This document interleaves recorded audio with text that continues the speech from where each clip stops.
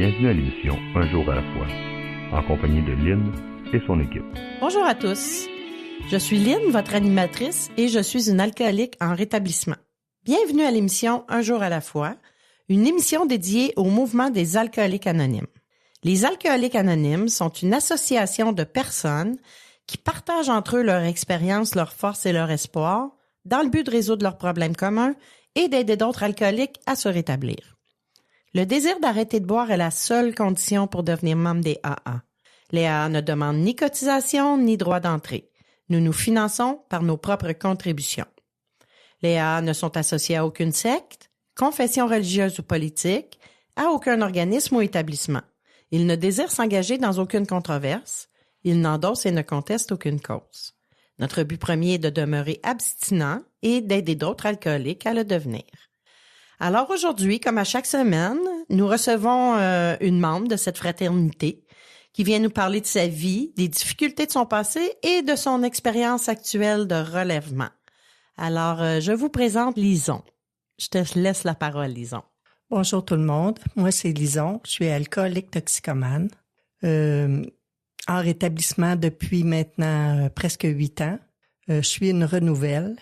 Et je remercie à tous les jours le mouvement et mon Dieu d'amour d'être encore ici, d'avoir connu le mouvement. Parce que je serais plus là probablement aujourd'hui si ça n'avait pas été de ça. Et à chaque jour, je remercie justement pour cette vie qui m'est donnée, cette possibilité d'avoir une famille, dans le mouvement, en plus de ma famille à moi. Et toutes les chances que j'ai dans ma vie, j'ai un toit, j'ai un travail, j'ai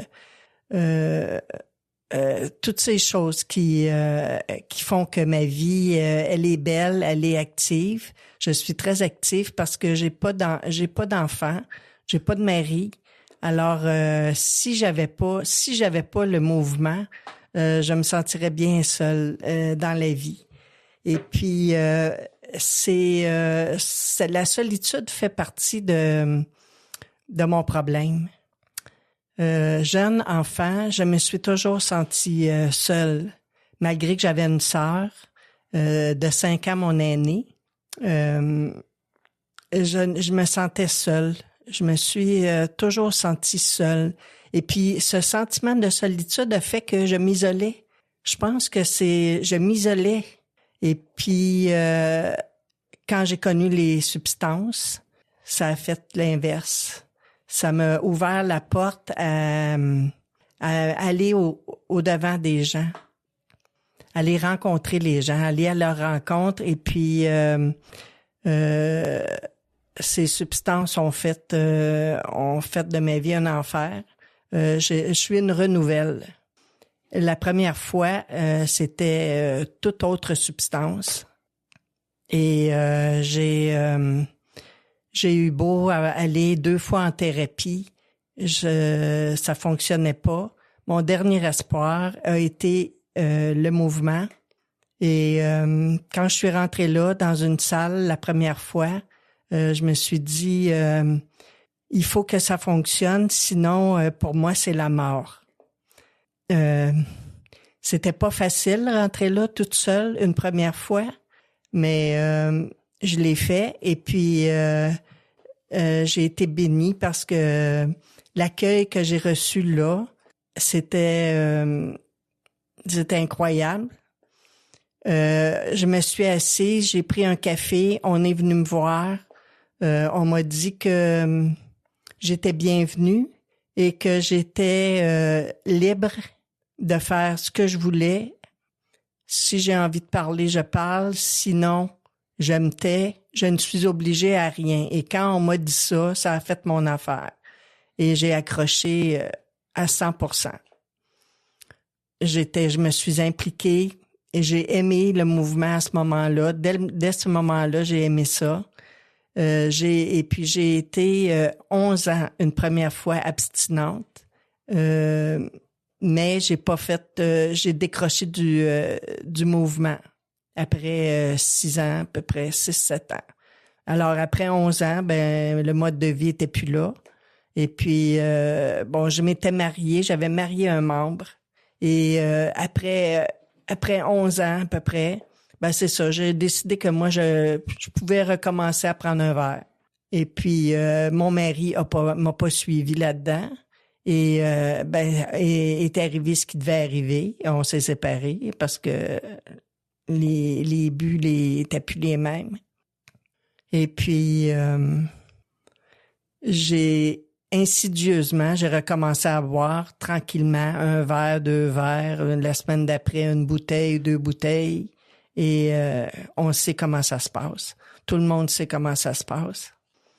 Alors, je suis retombée dans la consommation, mais juste l'alcool. J'ai été capable de résister à toute autre substance et je me pensais correct parce que je continuais à travailler, je continuais à garder ma maison, chose qui n'était pas arrivée la première fois. Quand je suis rentrée dans la salle de meeting la première fois, j'avais tout perdu. J'avais plus d'auto, j'avais plus d'emploi, j'avais plus de maison, j'avais plus rien. Mais je me sentais libre. Je disais, je suis libre. Vous voyez comment ça peut amener des problèmes de santé mentale. Bon, et puis, donc, à la rechute, j'ai graduellement, j'ai recommencé ma consommation plus active. C'était plus juste la fin de semaine, c'était la semaine aussi. Et puis, une journée est arrivée un mercredi soir. Je suis avec mon chum du moment. Je prends un verre, 2 verres, 2, 3 alcools différents. Et puis, je décide qu'on s'en va chez une de mes amies. Mais habituellement, le mercredi, je suis tranquille à la maison là parce que je travaille le lendemain. Donc, en revenant de là, on me dit non, prends pas ton auto, c'est dangereux, puis tu devrais prendre un taxi. Et puis, moi, quand je suis dans la consommation, la logique, le raisonnement, ça tient plus, ça existe plus. Et puis, j'ai fait à ma tête, je suis partie. Et ce qui est arrivé, ce qui devait arriver, j'ai eu un accident. Merci, mon Dieu, j'ai tué personne. Je me suis même pas blessée non plus. Mais à partir de ce moment-là, je me suis retrouvée dans une cellule ce soir-là. Et à ce moment-là, j'ai réalisé que je venais de reculer de plusieurs années. Je venais de retourner dans mon premier bas-fond. Et qu'est-ce que j'ai envie de faire maintenant, tu sais? Est-ce que j'ai envie de continuer là-dedans et de retomber d'où je venais et en sachant que c'est à la mort que ça va m'amener, tu sais? J'ai été capable de réaliser ça. Et puis là, pour avoir mon auto, ça prend beaucoup de démarches et j'étais prête à assumer. Moi, j'assume toujours les conséquences de mes actes et de mes choix. J'ai toujours été comme ça, je les assume. Donc, j'ai entrepris tout ce qu'il fallait. J'ai fait ce qu'il fallait et je suis retournée dans une salle de meeting, faire signer mon petit papier. Je suis quand même une fille honnête. J'aime pas ça jouer 2 jeux, tu sais. Fait que je me suis dit, si, OK, on me donne ça à faire, et puis si je le fais, c'est parce que j'embarque à 100%. Sinon, je le fais pas. Je suis pas capable d'aller faire signer ma feuille, sortir de là, puis retourner consommer. Je suis pas capable de faire ça. Fait que j'ai décidé de rembarquer. Puis quand je suis rentrée dans une salle, quand je suis revenue dans une salle pour la première fois, je suis rentrée là dans un petit groupe discussion du midi où je connaissais personne. Puis en entrant là, l'esprit qu'il y a dans ces salles-là, ce qu'on ressent quand on rentre dans une salle de meeting, Et je me suis dit, oh wow, c'est comme si je revenais à la maison, tu sais. Ouais. Alors, j'ai fait signer mes feuilles et puis, ça fait 8 ans de ça. Je prends mon gâteau de 8 ans bientôt, le 25 avril. Je me suis pris une marraine, chose que j'avais pas fait la première fois. J'avais pas besoin de ça, j'avais un mari. Et puis, je m'implique. Maintenant, je suis impliquée. J'ai réalisé que, mon sentiment de solitude, que je me suis toujours sentie seule, quand j'entrais dans une salle de meeting, malgré qu'il y ait beaucoup de monde, ce sentiment-là revient. Je saluais quelques personnes, puis j'allais m'asseoir dans le fond, tu sais. Et puis, là, je me suis impliquée, je suis RSG. J'ai pris une grande responsabilité de RSG. Et puis ça m'oblige à faire les business meetings, les rencontres de RSG, d'aller au-devant des gens, de chercher des gens pour s'impliquer dans le groupe. Et puis là, ça m'ouvre. Ça m'aide à m'ouvrir. Ça m'a aidé à m'ouvrir aux gens, tu sais, à aller vers les gens. J'ai comme une raison, parce que j'ai un grand sentiment de sous-estime, tu sais, de moi-même. Puis, là, ça, c'est comme une raison que j'ai d'aller vers les gens. Mm-hmm. Et puis, ça me donne des ailes. Mm. Ouais. Tu as mentionné au début de ton partage que tu avais essayé plein d'affaires puis qu'il n'y avait rien qui marchait puis que ça a marché quand tu es arrivé à Alcooliques Anonymes. Mm. Mon parrain dit toujours, c'est la dernière porte. Exact. On va s'arrêter pour une pause. On revient tout de suite après. Merci, Lison. Comme une force de la nature, l'alcool commence à détruire notre monde. Le chaos nous envahit. Nous perdons le contrôle de notre vie. Mais on peut arrêter la tempête. Les Alcooliques Anonymes peuvent nous aider à traverser la tempête un jour à la fois. Dans les jours sombres, il y a de l'espoir. Il y a les Alcooliques Anonymes. Si l'alcool est devenu un problème dans votre vie, nous sommes dans l'annuaire téléphonique et sur le site aa.org. Les Alcooliques Anonymes, nous pouvons aider.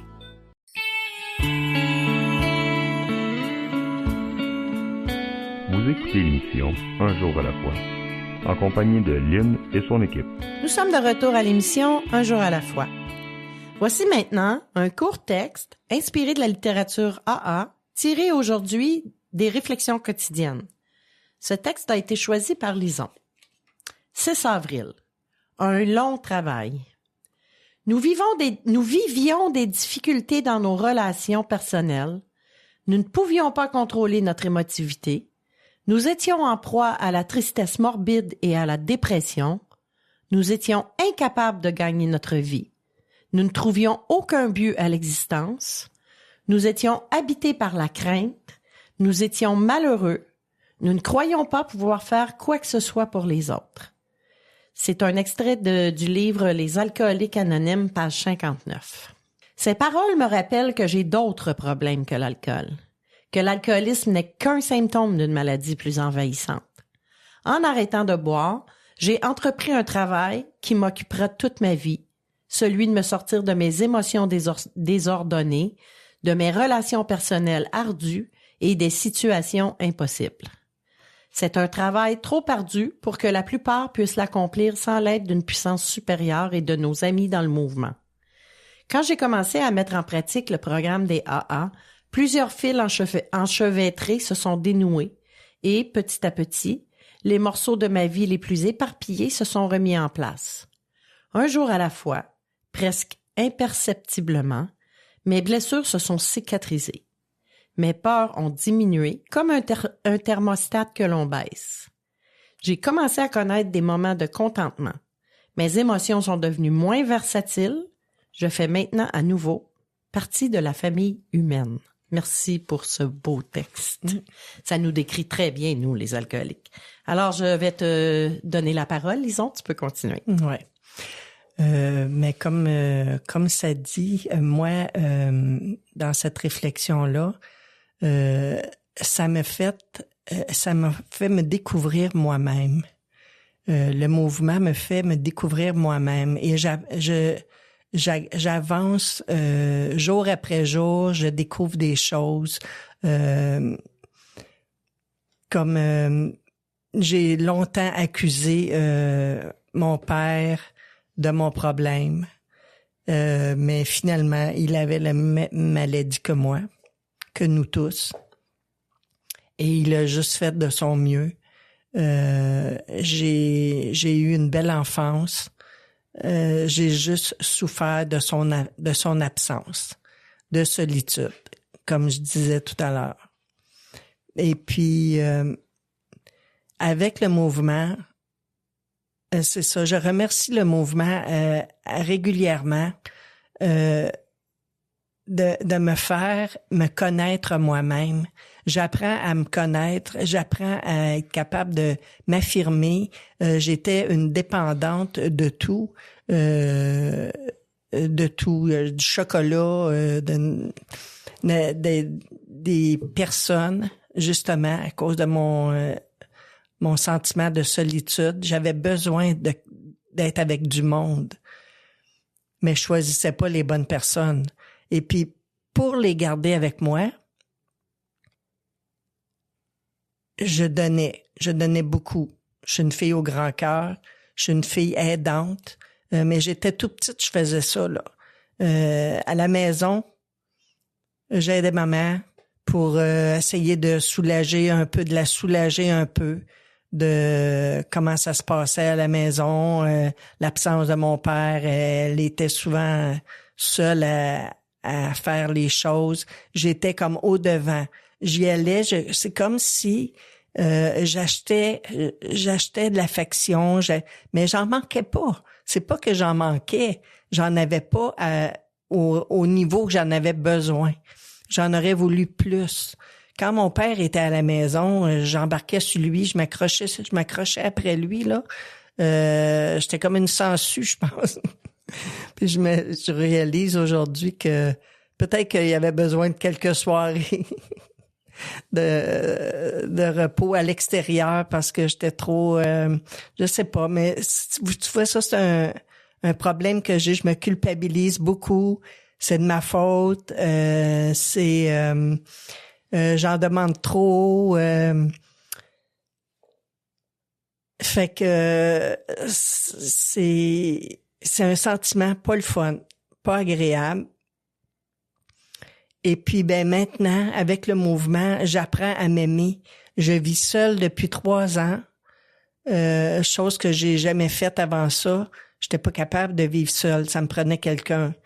Et puis, souvent, je choisissais les hommes qui avaient des problèmes parce que je pouvais les sauver. Je pouvais travailler à les sauver. Puis, je pense que j'étais tellement accaparante que ça finissait par pas fonctionner. Ou peut-être que ou c'est moi qui les délaissais tranquillement. Quand il y en avait plus de problème, quand il y avait plus rien réglé, c'est comme il était moins intéressant. Je les délaissais tranquillement, mais c'est un gros problème ça. Je réalise que j'ai fait du mal à beaucoup de monde, tu sais, que j'ai blessé beaucoup de monde par mon égoïsme, à penser juste à moi. Et puis, maintenant, j'ai dit, il faut que j'essaye de grandir. Et c'est ce que je fais depuis 3 ans. Je vis seule et de plus en plus, je m'aime de plus en plus. Je suis capable de faire les choses pour moi maintenant. Et mais avec le mouvement, j'arrête pas d'aider non plus, là. J'ai plein de monde. J'ai une amie en CHSLD que je vais aider. J'ai une tante. Je donne beaucoup. J'aime donner. Moi, ça me fait autant plaisir à moi, sinon plus. Puis je fais dans le mouvement, j'ai 2 filleuls. J'ai 2 filleuls que j'essaie de guider. Je vais pas m'imposer. Peut-être que je m'impose pas assez, je sais pas. Mais je grandis, j'avance avec eux autres. Et puis c'est ça, je travaille sur moi encore. Je découvre encore des affaires sur moi. Puis ça, c'est des fois, ça me fâche. Je me dis, à l'âge que je suis rendue, depuis le temps. Comment ça se fait que je me suis jamais rendu compte de ça? Comment ça se fait que j'ai jamais réalisé ça, tu sais? Mais c'est ça, c'est avec le mouvement, puis c'est avec l'aide de Dieu. Dieu a toujours été présent dans ma vie. C'est ça. Si je suis encore là, c'est parce qu'il était là, c'est sûr. J'y ai toujours parlé.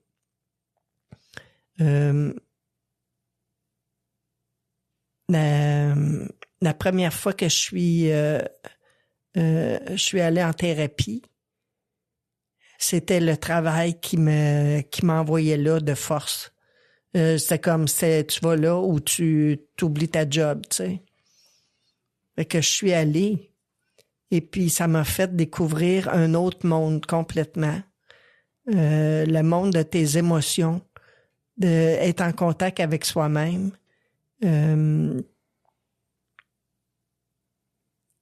Être à l'écoute et puis exprimer les choses qui vont pas.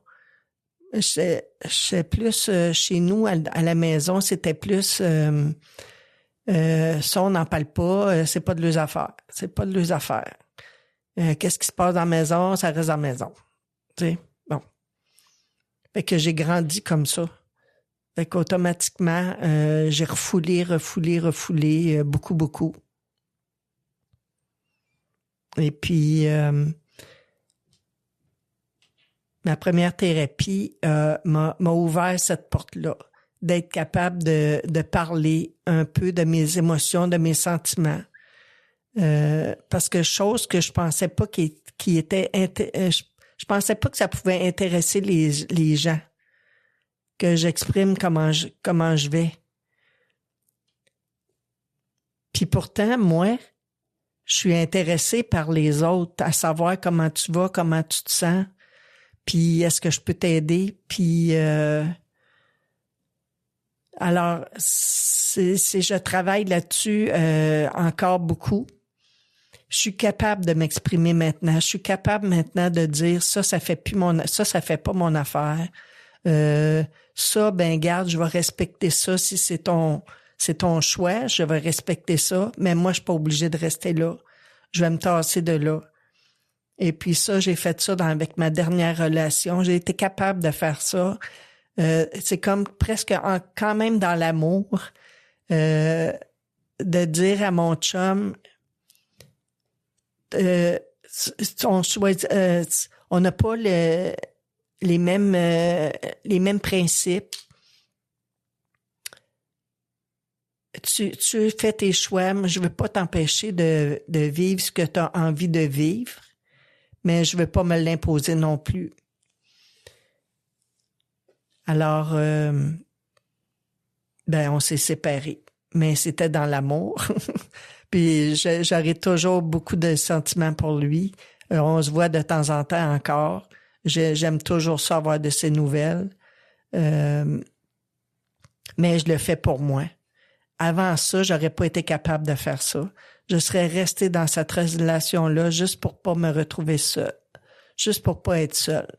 Et puis là, ça me fait grandir. Cette solitude-là me fait grandir. Elle me fait avancer, justement. Elle me fait me regarder moi. Au lieu de toujours être centrée sur l'autre. Le temps que je travaille sur l'autre, je travaille pas sur moi. Fait que c'est comme, c'est très paresseux.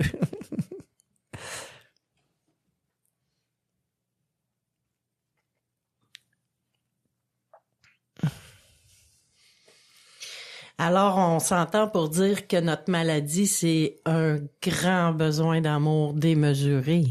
En tout cas, ça fait partie de notre maladie, hein? Beaucoup. Écoute, on va s'arrêter pour une nouvelle pause, puis on va revenir tout de suite après. Merci. Si l'alcool a perdu de son charme pour toi, et si tu ne peux pas arrêter de boire, j'ai fait quelque chose et ma vie a changé. J'ai maintenant des amis qui m'acceptent pour ce que je suis. Nous sommes dans l'annuaire téléphonique, votre journal local ou sur le web. Les Alcooliques Anonymes.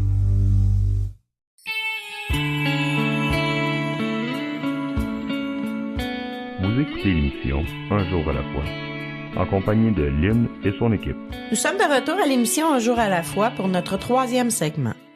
Notre site internet, unjouralafoi-émission.org, vous donnera accès à nos podcasts contenant toutes les émissions de l'année en cours, ainsi qu'à notre banque de fichiers de partage archivés de 2017 à aujourd'hui pour écoute sur les plateformes de votre choix. On peut aussi y trouver les diverses heures de diffusion de nos collaborateurs, radio, et une adresse pour toute question ou commentaire, et peut-être même venir nous visiter en studio pour y partager votre histoire personnelle de rétablissement. On peut également accéder au site de l'émission via le site de la région Montréal-Montérégie aa87.org. Alors, on va poursuivre ton beau message. Je te laisse la parole. Oui. Bonjour. Moi, qu'est-ce qui est important pour moi? Je suis une fille honnête et quand je partage, on me dit tout le temps que ça se ressent, ma fragilité, ma fébrilité se ressent et je souhaite juste de pouvoir dire le bon mot pour que pour que quelqu'un vienne me voir après puis me dise je me suis reconnue à un moment donné dans ton partage et c'est ce qui se passe en majorité. Même que des fois les gens viennent me remercier et puis ils ont la larme à l'œil et puis ça me touche, ça me vire à l'envers de voir comment on a tous le même vécu, comment on a tous la même souffrance, les mêmes émotions, les mêmes difficultés de s'exprimer. Moi, j'ai une marraine maintenant, chose que je n'avais pas la première fois. Et ma marraine, je peux tout lui dire. On se téléphone, ça fait à peu près 5 ans qu'on est ensemble. Et puis, on se parle à tous les jours, à peu près. On se texte si on se parle pas. Et puis, elle est tellement, elle me donne tellement d'amour, justement. Puis, au début, avec elle a commencé par me demander, elle me dit, OK, ce que j'aimerais que tu fasses pour moi, c'est que tu me fasses la liste de tes qualités. Et puis là, je l'ai regardé, puis j'ai dit, ben voyons, de quoi elle parle, elle? Mes qualités, c'est quoi ça, une qualité? Qu'est-ce que j'ai comme qualité? Et puis, j'ai eu de la difficulté. À partir de ce moment-là, ça m'a fait prendre conscience combien de travail j'avais à faire sur moi, tu sais. Elle dit, tout le monde a des qualités. Et puis, tu en as comme tout le monde. Et puis là, ben, elle me disait, t'es généreuse, t'as un grand cœur, t'es pleine d'amour, t'es extraordinaire. Elle me disait des affaires comme ça. Là, je la regardais, je suis extraordinaire. Ben voyons, de quoi elle parle? Pourquoi elle me dit ça? Et puis, j'avais de la difficulté à recevoir ça. J'ai pris conscience de ça. Comment j'avais de la difficulté à recevoir. Moi qui donnais, j'avais de la difficulté à recevoir. Fait que j'ai dit, j'ai un gros travail à faire là-dessus. Et j'ai travaillé là-dessus. Je suis capable maintenant de recevoir, de dire merci. Puis plutôt que de dire ben voyons pourquoi tu me dis ça, mais non, c'est pas moi. Oui, je suis capable maintenant de dire merci beaucoup. C'est un beau compliment. Alors elle m'a fait beaucoup travailler sur moi. Et puis mon implication, dans mon groupe d'attache, là je suis après organisé l'anniversaire du groupe qui va avoir 31 ans. Et puis, ben ça, c'est comme cette responsabilité-là, ça me donne de l'importance. Je me sens importante.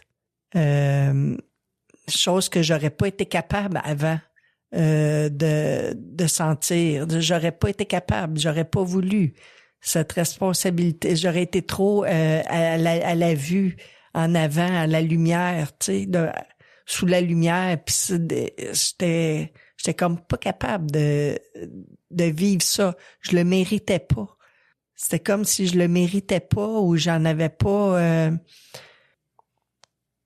j'avais pas la force ou... et puis maintenant, je travaille là-dessus. Je travaille sur moi-même. Je lis, je fais mes lectures régulièrement tous les jours. Ça me donne confiance en moi. Les réflexions quotidiennes, ça me donne de l'assurance pour commencer ma journée.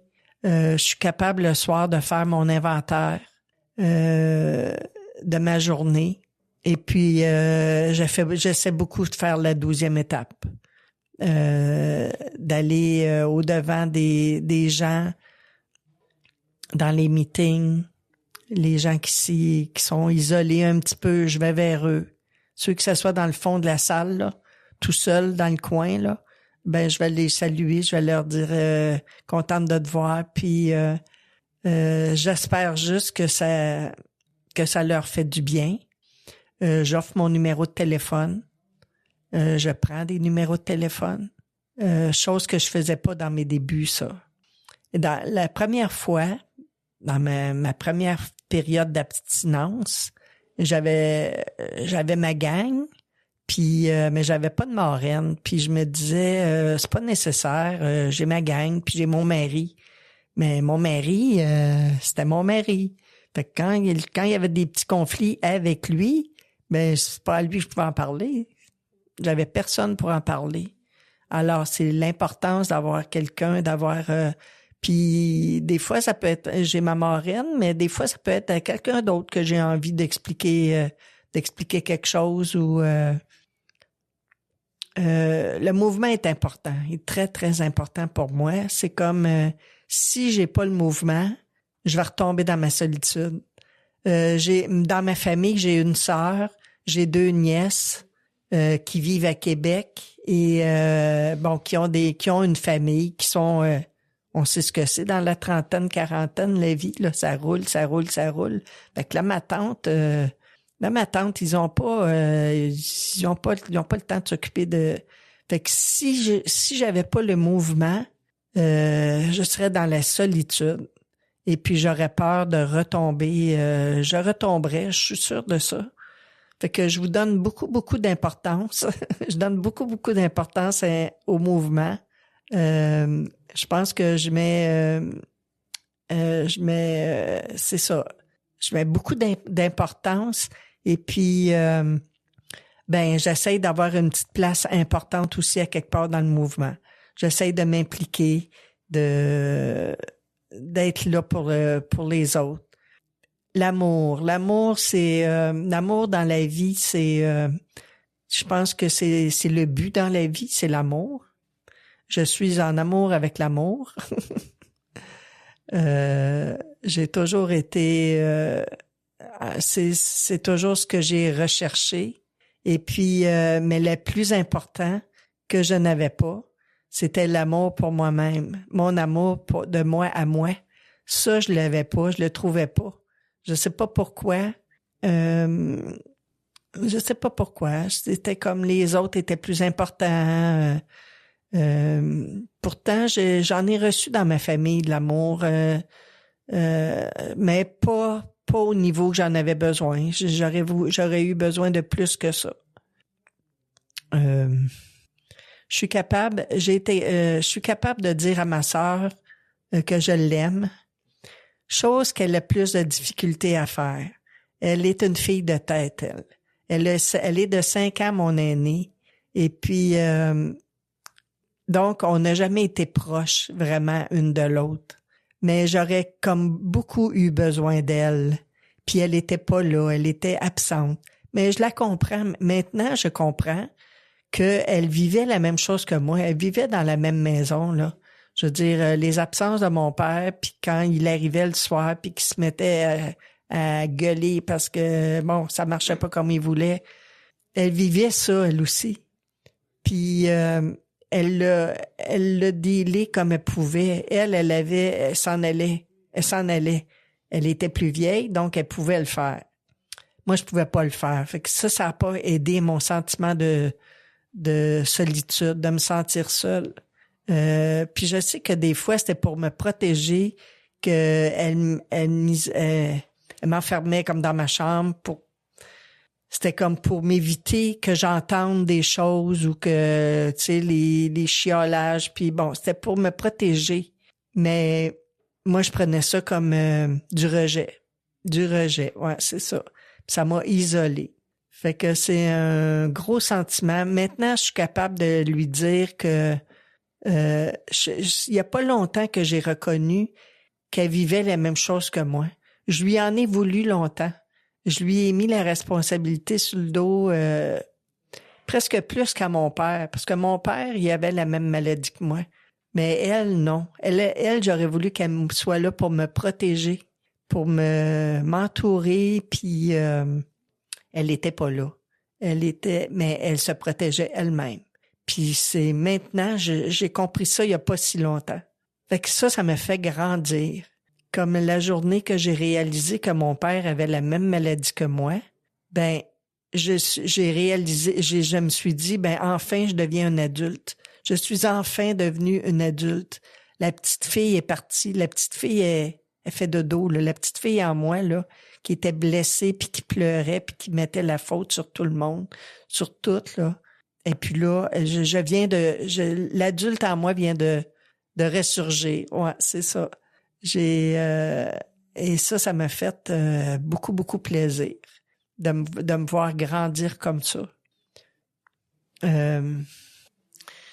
Alors, comme dans la quatrième étape nous dit, tu reconnais ta responsabilité dans ta vie. Tu reconnais les responsabilités de ton malheur. Tout à fait. C'est un beau mode de vie qu'on a, vraiment un beau mode de vie qui nous amène à arrêter de mettre la faute sur le dos des autres tout le temps. Hein? Exact. La majorité des alcooliques, c'est ça qu'on fait. Exactement. C'est jamais notre faute. C'est la ça. faute de ci, c'est la faute de ça, mais c'est ça. C'est pas notre faute. Non. Alors, on va s'arrêter pour une nouvelle pause, puis on va revenir tout de suite pour le dernier segment. Merci, Lison. Merci. Je me sentais seule, angoissée, agressive, et je m'apitoyais sur mon sort. Je voulais juste mourir. C'est pourquoi je continuais à boire. Personne n'aurait pu vivre un tel cauchemar. Puis j'ai assisté pour la première fois à une réunion des AA. À mesure qu'elle se racontait, j'ai découvert que toutes ces personnes avaient connu le même enfer. Je n'étais donc pas la seule. Elles m'ont aidé à cesser de boire et m'ont redonné le goût de vivre. Les alcooliques anonymes, ça fonctionne. Cherchez-nous dans l'annuaire téléphonique, dans votre journal ou sur aa.org.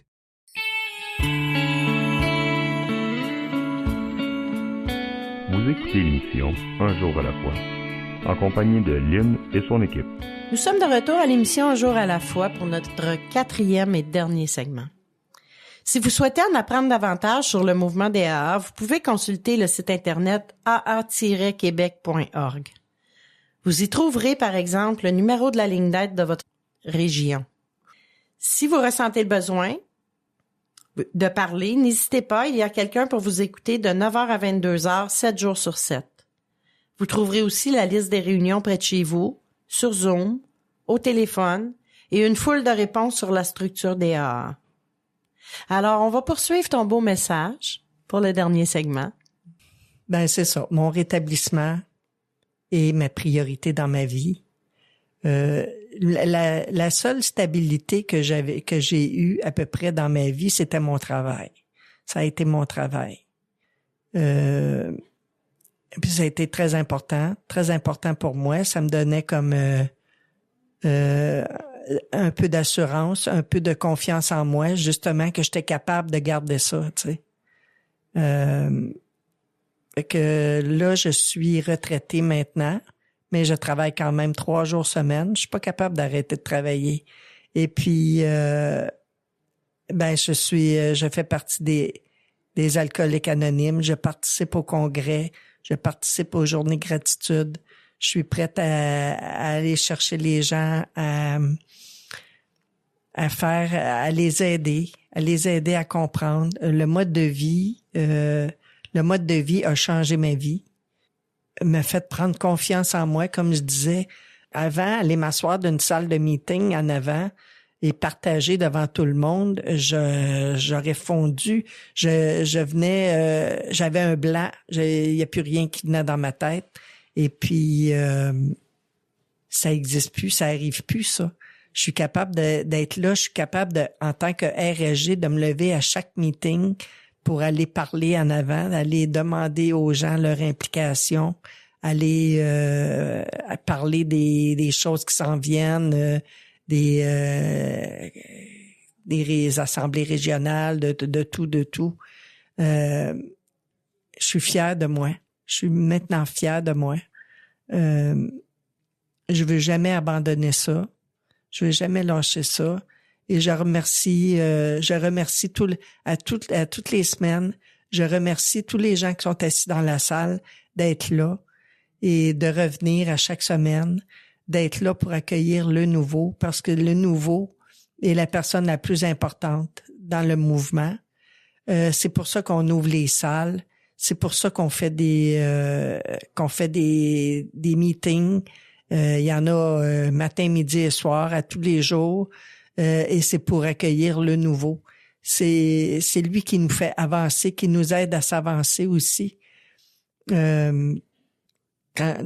force que ça prend pour rentrer dans une salle de meeting la première fois, le courage, et ça en est des qualités, ça, qui ne sont pas capables de se reconnaître encore en arrivant, mais qui vont finir par puis de voir le sourire de quelqu'un qui prend son jeton de 30 jours ou c'est le but du mouvement. Et puis je veux jamais lâcher ça. Je voudrais jamais abandonner ça. Là, je suis en une grande aventure qui s'en vient pour moi. Je vais partir en voyage humanitaire pour 6 mois. Et à destination, il est supposé avoir des meetings. Et s'il y en a pas, on va en faire des meetings. On va en faire des meetings AA. Je pense qu'il y en a eu. Puis ça a comme tombé un petit peu à l'eau. Mais on va aller réinstaller ça. Et je vais m'impliquer. Je vais être là pour les nouveaux, pour faire transmettre le message, transmettre l'amour, parler du mouvement. Tu m'as mentionné tantôt pendant la pause que tu t'en allais au Congo. C'est au Congo que tu vas aller faire ça? Oui, c'est ça. Ah oui? Comment c'est arrivé dans ta vie? Pendant 6 mois. Tu vois, la puissance supérieure, j'ai souvent pensé à ça dans ma vie. J'ai souvent rêvé à ça, faire du bénévolat, aller faire du bénévolat à l'extérieur. Et puis, il y a à peu près 1 mois et demi, 2 mois, ça m'est revenu dans la tête. J'ai regardé sur Internet et j'ai rien trouvé. Non, j'avais trouvé en Afrique, mais ça donnait des cours d'anglais. Je suis pas parfaitement bilingue, donc c'était pas pour moi. La semaine d'après, je suis à mon meeting et le conférencier vient nous dire que lui, ça fait 7 ans qu'il passe 6 mois par année faire du bénévolat au Congo. Alors, quand j'ai entendu ça, j'ai dit, c'est un message, c'est un signe, les étoiles se sont alignées et puis, c'est pour moi.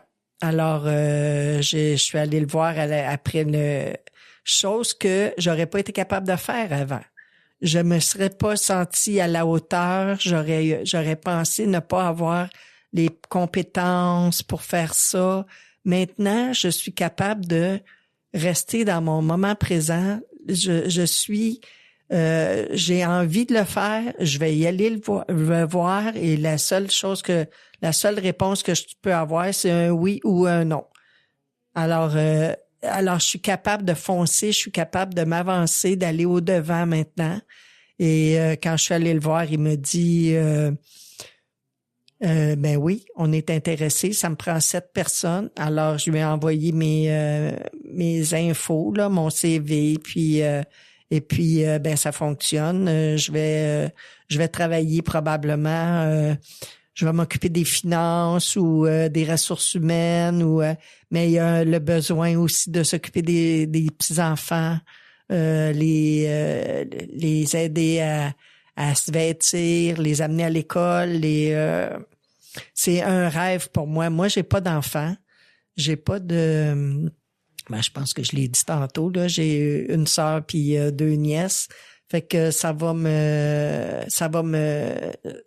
m'ouvre à quelque chose de puissant. Il me semble que je vais grandir, je vais revenir de là, je vais être complètement une autre personne, je pense.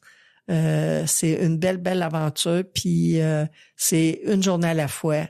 Je vais rester dans mon mode de vie, puis ça va être une journée à la fois que je vais avancer là-dedans. J'ai confiance. Moi, j'ai confiance en Dieu. J'ai confiance en... on va être quelques membres à partir ensemble. Alors, ben c'est ça. On va être... on se connaît. On va se garder en forme, se garder dans le mode de vie. Et on va partir des meetings là-bas. C'est une belle aventure qui s'en vient. Je reviendrai fin décembre, début janvier 2025. Alors, ça va être quelque chose de spécial, de tout à fait spécial. Tu m'as parlé de ta puissance supérieure, t'en avais pas parlé encore. Est-ce qu'elle se manifeste ailleurs dans ta vie? Là, elle s'est manifestée, je pense, pour ton... Mais est-ce que tu la vois ailleurs? Elle est là tous les jours avec moi. Ma puissance supérieure, elle m'accompagne. Je veux dire, je lui parle à tous les jours. Je lui demande de me garder en santé.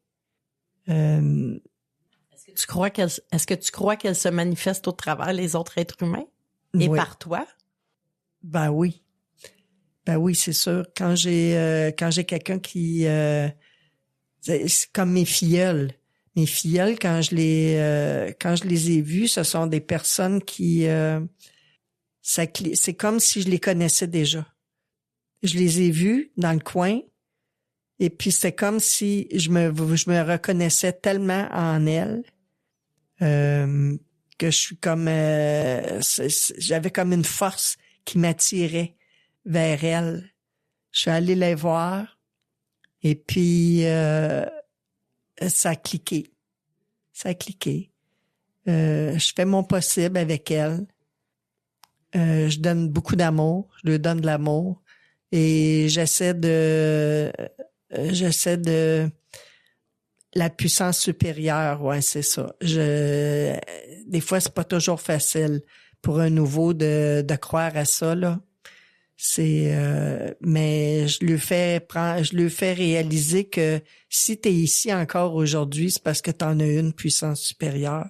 Parce que avec tout ce que t'as vécu, avec toutes les difficultés qu'on s'est donc fait vivre, les souffrances qu'on s'est fait vivre, qu'on s'est imposées, ben c'est ça, je serais plus là. Alors, le mouvement des alcooliques anonymes fait partie de ta vie pour le restant de tes jours. Exactement. Jusqu'à temps que tu sois plus capable de faire du meeting? Même encore, je vais faire du Zoom. Je fais du Zoom, ouais, c'est ça. Avec Léa, de temps en temps, j'en fais. J'aime mieux en présentiel, là. Mais je fais du Zoom de temps en temps. Ouais, c'est ça. J'abandonnerai jamais Léa. Je peux pas, ça me garde en vie. C'est grâce à eux si je suis encore là. Si je suis ici pour vous parler aujourd'hui, ouais. S'il y a un nouveau qui écoute ça, je pense qu'il va comprendre qu'Alcoolique Anonyme peut faire beaucoup de bien. Peut nous sauver la vie, finalement. Ah ouais, exactement. Je suis pas la seule, je pense, qui se sent comme ça, là, qui sent que le mouvement a sauvé la vie, a sauvé la vie, tu sais. Ouais. On est tous, quand on arrive dans une salle, c'est parce que c'est le dernier espoir, c'est ça. La dernière porte. Exactement. Merci beaucoup, Lison, pour ton message. Je suis certaine que ça va aider quelqu'un. Merci. Plaisir. Je tiens à remercier tous les participants à cette émission, invités, auditeurs, équipe, Patrick Ausson, collaborateur radiodiffuseur. Ici votre animatrice Lynn, qui vous souhaite une bonne semaine et à très bientôt.